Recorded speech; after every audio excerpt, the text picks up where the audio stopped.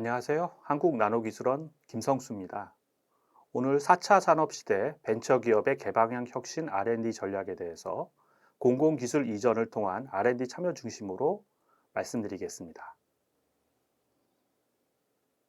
4차 산업혁명에 따른 변화 2. 공공기술 이전을 통한 개방형 혁신 3.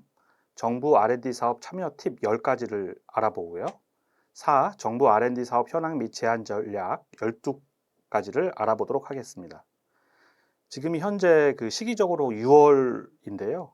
좀 많이 지난 면이 있습니다. 그렇지만 매년 유사한 형태로 정부 R&D 사업이 진행되고 있고요. 그래서 2022년도 하반기, 2020년도 추경, 2021년도 대비를 생각하시면 되겠습니다. 대상은 7년 이하 초기 기업 중심이고요. 그 다음에 중기벤처 사업부 중심입니다. 먼저 반도체 시장 점유율입니다. 국가별 메모리 반도체 시장 점유율은 한국이 58%고요. 시스템 반도체는 한국이 3%입니다. 팹리스만 가정을 하면 0.8%로 미비하고요. 중국은 4%, 대만은 8%, 일본은 6%, 유럽은 9%, 미국은 70%입니다. 품목별 시장 규모를 보면요. 메모리 반도체는 570억 달러에서 1580으로 1110억 달러 정도가 늘어났고요. 디램은 261에서 992로 730억 정도, 낸드는 254에서 588로 330억 정도가 늘어났습니다. 이에 반해 시스템 반도체는 2346에서 2728로 12년도부터 18년도 사이에 증가액이 한 380억 달러입니다. 이거를 보면 시스템 반도체 시장이 2728이 메모리 반도체 1580보다 크기 때문에 시스템 반도체를 해야 한다는 논리는 맞지 않습니다. 제가 4차 산업혁명에 대해서 잘 모르지만 4차 산업혁명을 한마디로 얘기를 하면 기계를 지능화하는 겁니다. 기계를 지능화하는 거고 여기에서 시스템 반도체가 매우 중요하기 때문에 이 시스템 반도체를 해야 되는 문제입니다. 단지 시장이 크다고 해서 시스템 반도체를 해야 된다는 것은 아니고요. 그리고 이 4차 산업 시대에 기계를 지능화하는데 여기에서 패권 문제가 있습니다. 현재 미국이 70%를 차지하고 있기 때문에 미국이 4차 산업 시대에 패권을 가지고 있는 거고 중국이 반도체 굴기를 하니까 그걸 계속 이렇게 내리누르는 겁니다. 그리고 시스템 반도체 시장이 아까 말씀드린 대로 12년도부터 18년도까지 380억 정도 늘어났기 때문에 이게 제품도 다양하고 그 다음에 또 기존 진입 장벽도 매우 높다고 할 수 있겠습니다. 다음은 4차 산업혁명에 따른 변화입니다. 기술을 보면 직접 크기가 핵심이고 무어의 법칙이죠. 무어의 법칙이라는 것은 직접 회로의 성능이 18개월마다 2배씩 늘어나는 거죠. 그런데 4차 산업혁명 시대는 모홀된 무어입니다. 저전력, 초경량, 초고속, 유연화로 급속 진화하고요. 시장은 현재는 소품종 대량 생산에서 신수요 창출, 품목 다양화입니다. 생태계는 개별화된 생태계에서 협업, 융합, 가속화, 생태계의 중요성이 매우 증대된다고 할 수 있습니다. 다음은 반도체 산업의 패러다임의 변화입니다. 반도체 산업은 인공지능, IoT, 클라우드, 빅데이터, 가상현실, 자율주행 등의 수요가 반영되는 지능형 반도체 중심으로 성장하고 기술이 발전하고 있습니다.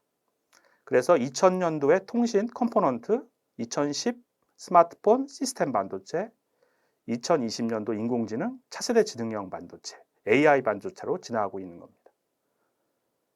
현재 과기정통부에서 정보통신정책연구를 통해서요, 시스템 반도체 중 AI 반도체의 시장 규모가 어떻게 될 것인가를 지금 용역을 수행하고 있습니다. 여기에서 2030년도에 시스템 반도체 중에서 AI 반도체의 비중이 지능형 반도체죠. 비중이 30%로 지금 추정하고 있습니다. 다음은 이 공공기술 이전을 통한 개방형 혁신입니다. 첫 번째로 벤처 기업의 1인 3역에 대해서 말씀을 드리겠습니다. 간단하게 말씀드려서 1번은 기술 개발이고 2번은 사업을 하는 거고요. 3번은 사업 계획서를 쓰는 겁니다. 그러면 기술 개발을 통해서 사업을 하는데 이때 펀드가 좀 필요합니다. 그게 자기 자본일 수도 있고 또 타인 자본인 경우에는 뭐 중기부 사업 계획서라든지 투자 유치 계획서라든지 산업부 사업 계획서를 써야 됩니다. 여기에서 그 역할이 나오는데요. 1번 같은 경우에는 연구원입니다. 2번은 뭐 대표님, 사장님이고요. 3번은 기획자입니다. 그래서 연구원 관점에서 쓰면 본인의 기술 개발에 대한 일정으로 사업 계획서를 쓰는 겁니다. 그 다음에 2번 같은 경우에는 대표님, 사장님의 입장에서 본인의 일정의 사업 계획서를 쓰시는 거고요. 사업 일정에 대한. 3번 같은 경우에는 어떻습니까? 기획자로서 타인을 설득하기 위한 사업 계획서입니다. 그래서 좀 더 매력적으로 어필링 또는 설득력 높게 그렇게 하기 위해서는 심플하고 이지하고 스토리가 있어야 되고요.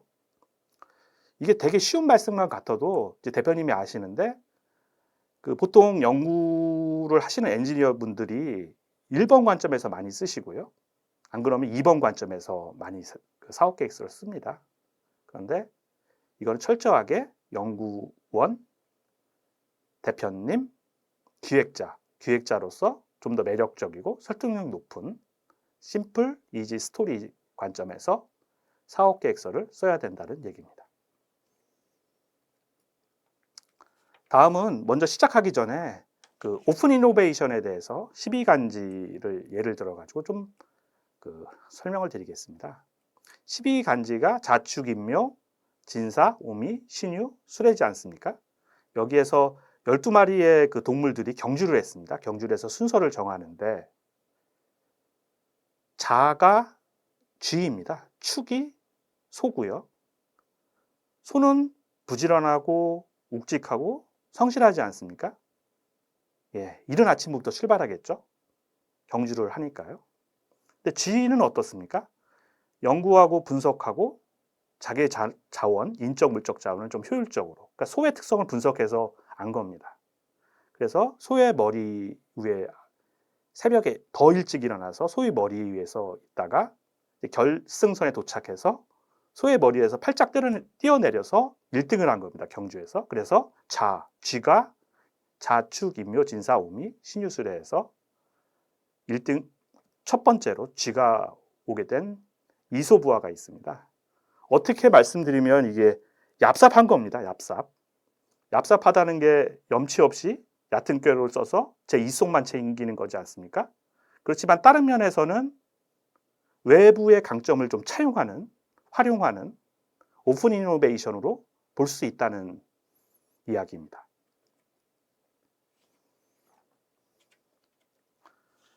다음은 지식재산권에 대해서 말씀드리겠습니다. 특허, 시종신안, 상평권, 디자인권 등 지식재산권은 배타적 권리이고 제3자의 사용을 금지하는 권리입니다. 나의 개발 기술을 타인이 특허를 받지 못하게, 타인 사용 예상 시에 타인이 사용하지 못하게 특허를 선점하는 겁니다. 그러면 특허 출원 및 등록에 대해서 뭐 기본소적인 일반적인 얘기보다 내면적인 거에 대해서 말씀을 드리겠습니다. 특허는 기업의 기술성을 객관적으로 증명하는 자료입니다. 그렇지만 특허 출원이 다른 면에서는 뭐 정부 지원 사업이라든지 기술 평가 기관 등의 보여주기식일 수도 있습니다. 또 특허는 어떻습니까? 특허에서 삼성도 애플한테 질 수도 있습니다. 확실한 특허를 확보해도 무효가 될 수 있는 것도 특허입니다. 또 특허 소송에서 돈 많은 뭐 대기업과 붙으면 일례로요. 그 특허가 무효가 되는 경우도 있고 소송 비용을 또 초기 기업들이 감당할 수도 없습니다. 그러니까 쉽게 말씀드려서 특허를 등록해도 쉽게 보호를 받지 못하는 경우도 있을 수 있죠. 여기에서 관건은 초기 기업이 특허 등록해서 경쟁사들이 사업을 못하게 하거나 당사 초기 기업이 독점적으로 활용하는 경우인지가 중요한 거죠. 특허 등록은 어렵지 않습니다. 제대로 된 특허 등록이 어렵죠. 이게 권리 범위의 문제입니다. 청구항의 범위 문제이고요. 특허 등록까지 400에서 500만 원, 회는 3배에서 4배까지 비용이 드는데요. 그럼 어떻습니까? 변리사님의 신뢰성, 물론 모든 변리사님이 그런 거는 아니고요. 다 성실하고 좋으시지만 일부에서는 처음에는 다 등록할 수 있는 것처럼 말하시지만 실제 등록하면 청구함의 범위는 너무 좁아서 거의 쓸모없는 특허로 등록되는 경우도 있습니다. 그런 초기 기업이 특허청의 IP R&D, 특허청에서 하는 IP R&D 사업비가 한 1억 원 정도인데요. 이거를 또 할 수 있는지에 대한 것도 의문이고요. 그럼 대안으로 시간, 돈, 노력을 좀 절약해서 공공연구기관에 기술을 이전을 한번 검토해 보는 것도 한 방법이라고 할 수 있겠습니다. 물론 기업이 필요로 하는 기술 매칭도가 올라갈수록 특허 이전료 가격도 높아지겠죠. 다음은 4차 산업시대의 기술 확보 전략입니다. 4차 산업혁명에 발맞추어 많은 요소 기술이 필요하고요. 모든 것을 직접 개발할 수는 없습니다. 또한 전문 기관의 연구 개발 결과를 활용함으로써 제품 개발의 위험도 회피할 수 있고요. 아웃소싱이죠. 아웃소싱을 함으로써 연구 개발비를 좀 낮추고 경쟁력을 높일 수도 있습니다. 또한 기술 외부 조달, 신제품 출시 가속화로 시장 수요에 부합하고 시장을 선점할 수도 있습니다. 최근 제품 수명 주기 단축 및 유사 대체 기술의 급속한 출현에 따라 기술 개발 위험 증가 사항에 대해 유연하게 대처도 할 수 있습니다. 다음은 참고로 출원을 통한 등록과 이전을 통한 권리와 기술 이전에 대해서 비교를 한번 해보겠습니다. 출원을 통한 등록은 일반적인 방법이고요. 이전을 통한 거는 전략적으로 확보를 하는 거겠죠. 출원을 통한 등록은 보유 개발 기술에 부합하는 명확한 권리화가 가능하겠습니다. 그렇지만 이전을 통한 권리화는 단점인데요. 수요 기술 또는 사업에 정확히 부합되는 권리를 확보하는 건 아닐 수 있습니다. 아까 말씀드렸다시피 기업에 필요한 기술의 매칭도가 높아질수록 가격, 기술 이전료가 올라가는 거기 때문에 기술 공급자하고의 협상도 필요합니다. 출원을 통한 등록은 등록까지 장기간이 소요됩니다. 그렇지만 이전을 통한 권리화는 권리 확보 기간이 단축되고요. 출원은 선행기술조사 명세서 작성, 심사 결과에 대한 의정서, 보정서 작성 등 추가 비용이 발생하고 이전은 절차가 간명하다고 할 수 있겠습니다. 다음은 5번째로 기술 이전 범위에 대해서 살펴보도록 하겠습니다. 첫 번째로 기술 매매, 양도 양수를 들 수 있고요. 두 번째는 시실권 허여, 라이센스죠. 전용 시실권, 통상 시실권이 있습니다. 전용 시실권은 독점적으로 사용할 수 있는 권리고요. 통상 시실권은 비독점적으로 사용할 수 있는 권리를 갖는 겁니다. 더 나아가서 기술 자문 및 지도도 기술 이전의 형태라고 볼 수 있습니다. 기술과 관련된 경영자원과의 이전도 기술 이전으로 볼 수 있고요. 또 기술력을 보유한 기업과의 자산 M&A 방식도 기술 이전의 형태로 볼 수 있습니다. 6번의 기타를 보시면 기술 자료의 매매에 의한 거래, 기술 제휴에 의한 협력, 공동연구. 공동연구를 진행하더라도 기술 이전에 해당하는 것을 별도로 계약하면 이 또한 기술 이전이라고 할 수 있겠습니다. 다음은 지식재산권의 활용 목적입니다. 기술 사업화, 자사, 비즈보호, 기술 경영을 하는데요. 또 이 지식재산권 특허를 통해서 정부 R&D 사업과 연계해서 수행을 또 할 수도 있습니다. 6번째로 기술 이전비 지원 사업입니다. 공공기술을 이전을 하는데 기술료 일부를 지원해주는 그 공공기관들의 많은 사업들이 있습니다. 7가지를 좀 알아보겠는데요. 첫 번째는 산단공의 기술 맛보기 사업입니다. 기술 이전 조건은 선정 후 계약 체결이고요. 최대 700만 원까지도 제공을 합니다. 지원을 합니다. 두 번째는 공공기술 이전 지원 사업입니다. 최대 4,400이고요. 선정 후 1년 이내 계약 체결을 해야 됩니다. 서울산업진흥원에서 하고요. 이거는 올해는 지원을 하지 않는 사업으로 알고 있습니다. 그렇지만 매년 이게 주기적으로 나오는 사업이고요. 세 번째는 연구개발특구진흥재단의 공공기관 기술 이전 촉진 사업이 있습니다. 최대 3천만 원까지 특구 관할 소재 기업을 대상으로 공공기술 이전 기업을 지원합니다. 네 번째는 창업진흥원의 창업도약 패키지입니다. 최대 4,400만 원까지 지원을 합니다. 다섯째는 기술 이전 창업 지원 사업입니다. 경기 테크노파크에서 지원을 하고 있고요. 최대 1,000만 원까지 지원을 합니다. 올해는 20개사를 모집 중인 거로 알고 있습니다. 여기에 또 별도로 기술 이전료 지원 1,000만 원 외에 별도로 시제품 제작비 1,200만 원도 별도로 지원하고 있습니다. 여섯 번째는 대전 테크노파크의 특허기술 이전 지원 사업입니다. 여기도 최대 1,000만 원까지 지원하고요. 근데 그 경기 테크노파크하고의 차이는 기술 이전 중개 수수료를 납부를 해야 된다는 겁니다.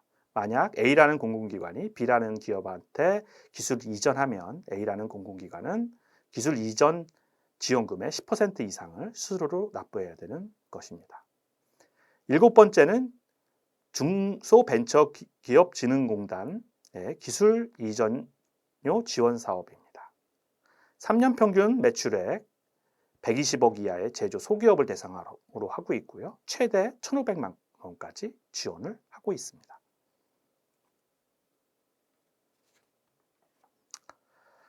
다음은 서울의 SBA의 기술 이전료 지원 사업에 대해서 예로 살펴보겠습니다. 2020 G밸리 스케일업 지원 사업 모집 공고문입니다. 지원 대상은 서울시 금천구 또는 구로구 기업이고요. 지원 규모를 보시면 10개 기업이고요. 지원 금액은 최대 3천만 원까지고요. 부담금은 10%로입니다. 여기 보시면 기술 이전료로 돼 있죠. 예. 다음은 경기권의 경기 테크노파크의 기술 이전료 지원 사업입니다. 아까 설명드렸는데요. 2020년 기술 이전 창업 지원 사업, 이전 기술 기반 창업 지원 창업자 모집 공고입니다. 우측 상단을 보시면 최대 2,200만 원. 이 중에서 기술 이전료로 1,000만 원을 지원하고요. 1,200 정도는 시제품 제작비 등으로 지원하는 사업이 되겠습니다. 다음은 중진공의 제조 중소기업 혁신 바우처 사업입니다. 최대 1,800개사를 모집을 하는데요. 여기에서 중간에 보시면 기술 이전료 및 지식재산권 획득해서 한도가 1,500만 원까지 바우처로 지원해주는 사업입니다. 계속 보시면요. 12개의 벤처기업부 지방청에서 지정하는 종목의 3년 평균 매출액 120억 이하인 경우를 대상으로 지원하고 있습니다. 평가 절차는 서면 진단평가, 지역별 심사를 하고요. 추진 일정은 1차, 2차로 해서 모집을 하고 있습니다. 다음은 7번째로 기술 이전의 중심 한국산업단지공단입니다. 의외로 한국산업단지공단이 기술 이전에 관한 많은 지원을 하고 있습니다. 먼저 미니 클러스터라는 것을 운영하고 있는데요. 업종 및 기술 분야별 기업, 대학, 연구소 등 지역의 혁신 주체로 구성된 산학연 협의체, 이걸 미니 클러스터라 칭합니다. 협의체의 네트워킹 및 공동 협력 활동 지원을 통한 정보 교류 및 상호 학습을 지원합니다. R&D 촉진 과제로 기술 이전 활성화 지원 사업이라고 해서요. 아까 말씀드렸는데 현금으로 기술 이전료에 700까지, 공공기관으로부터 기술 이전에 가면 한 700까지도 지원하고요. R&D 과제 지원으로 해서 그 이전에 간 기술, 공공기술을 통해서 그 R&D 사업을 할 수 있도록 연 최대 2억까지 이전 기술 사업화 사업도 지원하고 있습니다. 좀 더 자세히 한국산업단지공단의 사업을 보시면요. 좌측에 보면 R&D, R&BD 과제에서 아까 말씀드렸던 이전 기술 사업화 1년에 최대 2억까지. 여기에선 기업이 2개 이상이어야 되고요. 대학 또는 연구소가 공동 참여가 필수입니다. 아래에 R&BD 촉진 과제도 있습니다. 여기에 보시면 아까 말씀드렸던 이전 기술 활성화 사업으로 기술료 성격의 경비를 지원하고 최대 700만 원, 건당 최대 700만 원까지 지원하고 있습니다. 의외로 사람들이 모르시는데요. 한국산업단지공단이 기술 이전 등 많은 지원을 한다고 할 수 있겠습니다. 이거는 기술 이전 활성화 지원 사업으로 선정된 공문인데요.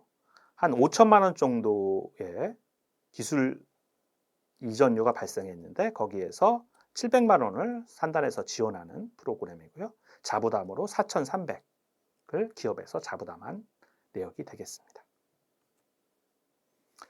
다음은 8번째로 기술 이전 연계형 R&BD 지원 사업입니다. 아까 살펴본 거는 기술 이전료를 직접 지원해주는 사업이고요.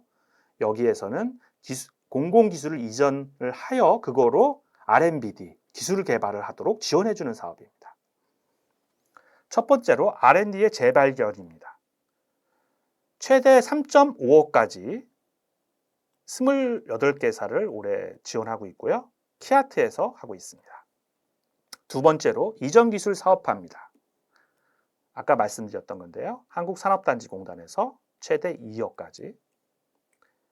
이거는 작년까지였었는데요. 세 번째는 나노 2020 사업단에서 평균 20억, 나노융합 2020 사업단이고요. 현재 2030 사업단으로 해서 예타를 통과한 다음에 신규 사업을 추진하고 있는 것으로 알고 있습니다. 네 번째는 고객 수요 대응 연구 9 기술 업그레이드 R&D 사업입니다. 연 1.2억 원 규모이고요. 콤파 과학기술 일자리진흥원에서 지원하고 있습니다. 다섯 번째는 투자 연계형 공공기술 사업화 기업 성장 지원 사업인데요. 연 2.8억 원을 지원하고 있고 이것 또한 콤파에서 지원하고 있습니다. 과학기술 일자리증원이죠. 여섯 번째로 올해서부터 처음 시작된 건데요. 기술보증기금에서 테크브릿지 활용, 상용화 기술, 상용화 R&D 사업입니다. 공공연구기관 등 소재부품 장비 관련 원천 기술을 이전을 함으로써 2년에 한 8억까지 지원해주는 R&BD 사업이라고 할 수 있겠습니다. 일곱 번째는 기술거래 촉진 네트워크 사업으로요. 최근 2년간 경기 TP, 경기 테크노파크를 중개로 기술을 이전해 간 기업들을 대상으로 최대 3,500까지 지원하고 있는 사업이라고 할 수 있겠습니다. 다음은 참고로 최근에 많이 지정되고 있는데요. 강소연구개발 특구 육성 사업에서 기술 이전 사업화 지원 사업도 있습니다. 강속특구라고 해서 경해 김해부터 경기 안산, 충북 청주까지 많은 곳이 지정이 되었는데요. 여기에서 보면 기술 이전 R&BD라 해서 연간 2억 원까지 지원을 합니다. 또 강소특구별로 특화 분야도 있고요. 경기 안산은 ICT 융복합 부품 소재, 그 다음에 경북 포항은 첨단 신소재에 해당하는 분야를 지원하고 있습니다. 다음은 중대형 융합형 성과 확산 지원 사업입니다. 간단히 제가 정리를 해놨는데요. 1단계 사업 기획으로 10개를 선정하는데 과제당 1천만 원씩을 지원하고요.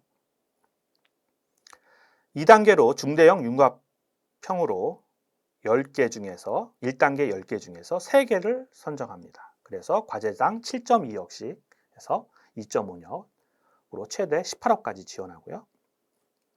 여기에서 주관기관은 공공연구기관입니다. 조건은 당연히 대형 기술 이전 계약을 필수로 하고 있겠습니다. 아홉 번째로 키아트의 2020년 기술 성과 활용 촉진 R&BD 재발견 프로젝트입니다. 이 사업은 잠재적 시장 가치가 있는 공공 R&D 성과물의 이전 및 사업화 지원을 통해 중소 중견기업 경쟁력 제고에 기여하는 사업입니다. 아까도 그 표로에서 제가 설명을 간단히 드렸는데요. 과제당 최대 3.5억 원을 지원하고요.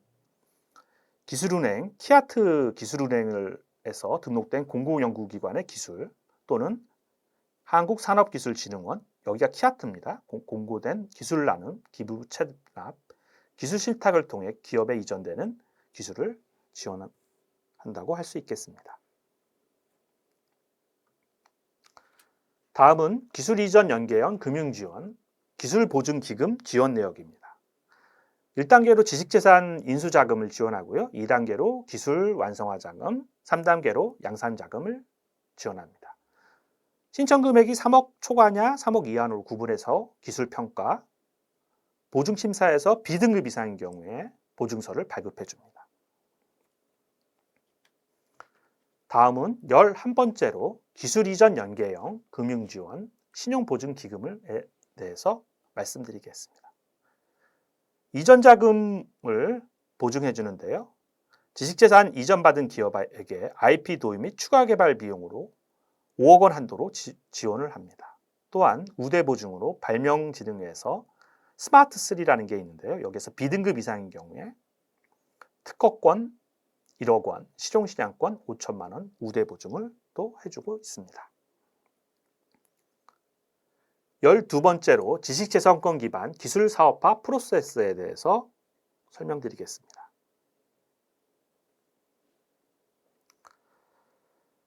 기술개발 R&D를 하면 당연히 거기에 맞게 IP가 창출되고요. 또 여기에서도 기술 이전도 하는 겁니다. 모든 것을 다 IP로 낼 수가 없기 때문에 또 기술 이전을 받아서 R&D를 하고요. 또 투자도 받으시고 이런 식으로 그 기술 사업화 프로세서가 진행된다고 할 수 있겠습니다. 다음은 사례를 좀 알아보도록 하겠습니다. 나노펩 티에로의 기술, 여기서 나노펩이라는 것은 한국나노기술원입니다. 예, 저희 회사인데요. 티에로는 공공 기술 이전 조직이고요. 이전에 따르면, 그러니까 저희 기술로부터 그 기술을 이전을 해가면 아래 같은 기술 사업화 전주기 관점에서 많은 지원을 해드리고 있습니다. 일례로 R&D 기획 지원 및 교육도 해드리고요. 뭐 협업 발굴, 가치평가, 기술 가치평가, 기업 현황 진단, 선행 특허 및 회피 전략, 또 기술 사업화 자금 수주도 지원해 주고요. 시장 조사, 수용성 조사, 사업성, 경제성 진단, 성능 지표 또 코칭을 해드리고요. 사업화 단계에서는 시장 진입 전략, 마케팅 전략, 더 나아가서 기업 성장 코칭까지 지원을 해드리고 있습니다. 아까 성능 지표 그 코칭이 있었는데요. 여기에서 시험 방법 멘토링부터 기술 수집 멘토링, 정부 사업을 하게 되면 정부 R&D 사업을 하게 되면 사업 계획서 뭐 수정 지원이라든지 정량적 목표에 대한 사항이죠. 인증기관 매칭, 협력기관 매칭까지 지원을 해주는 멘토링 수행 프로세서입니다. 예, 그 다음에 세 번째로 정부 R&D 사업 참여 팁 10가지에 대해서 설명드리겠습니다. 먼저 공공기술 이전에 따른 가점 등이 있습니다.